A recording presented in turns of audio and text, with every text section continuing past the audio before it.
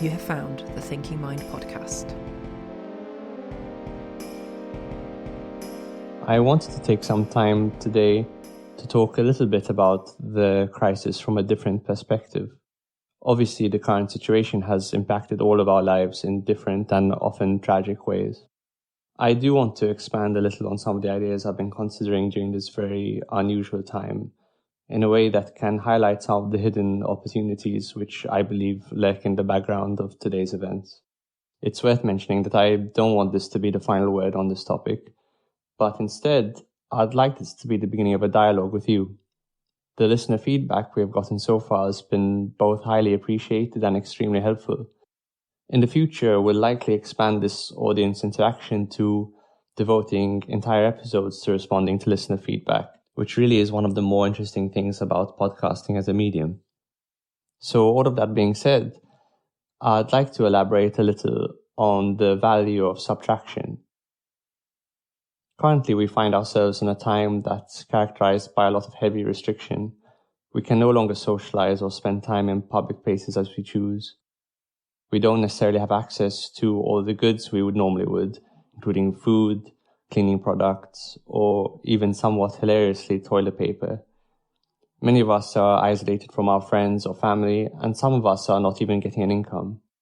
One could say that normally we exist in a paradigm that either implicitly or explicitly values addition, acquisition, and growth. We think about how to make more money rather than how to spend less.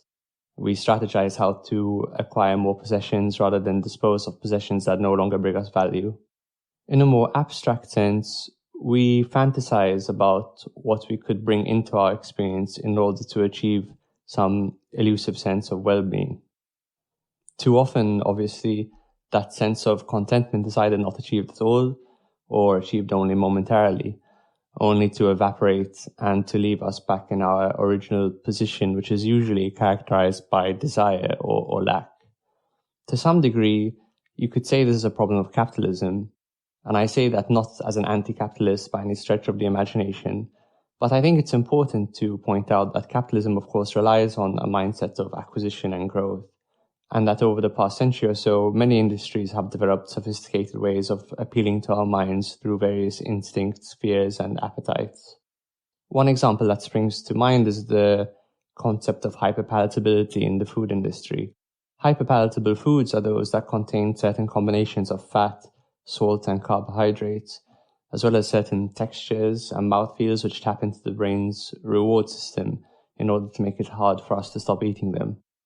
Take a moment to consider that food companies employ scientists whose job it is to make foods as hyperpalatable as possible, and therefore to be as addictive as possible.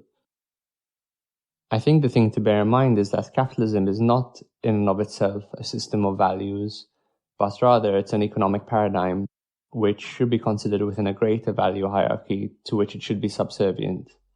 What we have now, strangely, is a kind of collective pause, where many people have the opportunity to examine their own pyramid of values.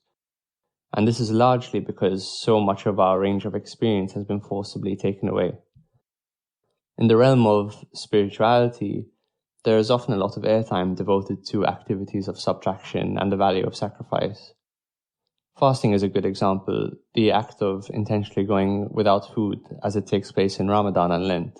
Meditation, prayer, and chanting are other good examples. These are exercises that involve removing distraction in favor of a more precise focus.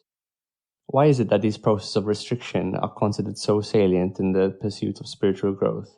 Subtraction allows you to truly assess the value of that which is being subtracted, by which I mean both the positive and negative value.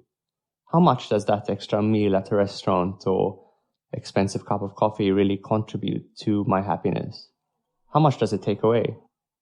What's the difference between speaking to friends and family over Zoom versus in real life?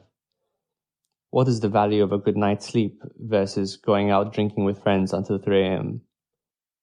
How much money do I really need to spend in order to feel fulfilled? It's important that I emphasize that I'm not going through this exercise assuming any answers, but what I am appreciating is the opportunity to finally ask questions and then to run the experiment in real time. At the same time, subtraction also allows you to better appreciate your own value. How resilient am I? How much luxury do I need to be okay? What kind of meal can I prepare from the food left over in my cupboard? How do I deal with isolation? It's a fact of our history that our minds and bodies evolved in an environment of near constant hardship, and often difficult times have the ability to activate our inner resourcefulness and consequent sense of well-being in a way that a beach holiday simply can't. This is not well-being derived from having comforts around us, because on some level we're all smart enough to know that any comfort or luxury is finite and fragile. This is a sense of well-being that is derived from exposure to hardship and the peace of mind of knowing that you have the ability to adapt to it. Often when someone is concerned they may be allergic to a certain kind of food, they're prescribed an elimination diet, which involves removing all but essential foods from the diet for a period of time, and then one by one adding different kinds of food back into the diet in order to determine which category of food is problematic. Unusually enough, we now find ourselves in a kind of collective elimination diet, but applied to our broader lifestyles. Most of us also have much more time, which is arguably the most precious resource we have, since it's finite for everyone and could run out for anyone at a moment's notice. And so I think some questions worth asking are, how has the crisis affected you? How has it affected your wider sense of contentment and fulfillment? What have you given up only to find you don't miss very much? What do you sorely miss? Which aspects of your life took away more energy than they gave you? And which aspects gave you back more energy than they required?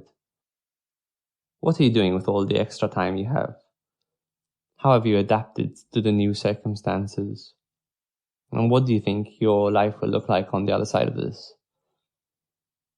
I'd like to take a moment to thank all the key workers who are currently risking their lives to keep us safe, and to everyone else for doing their part in slowing the spread of the virus. And to anyone personally affected, our thoughts and deepest sympathies are with you and your loved ones. You are listening to the Thinking Mind podcast.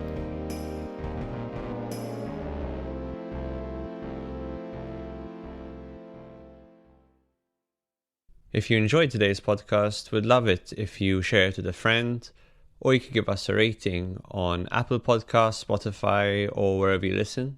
If you fancy it, you can even buy us a coffee to support the team, and the links for that will be in the show notes. Thanks for listening.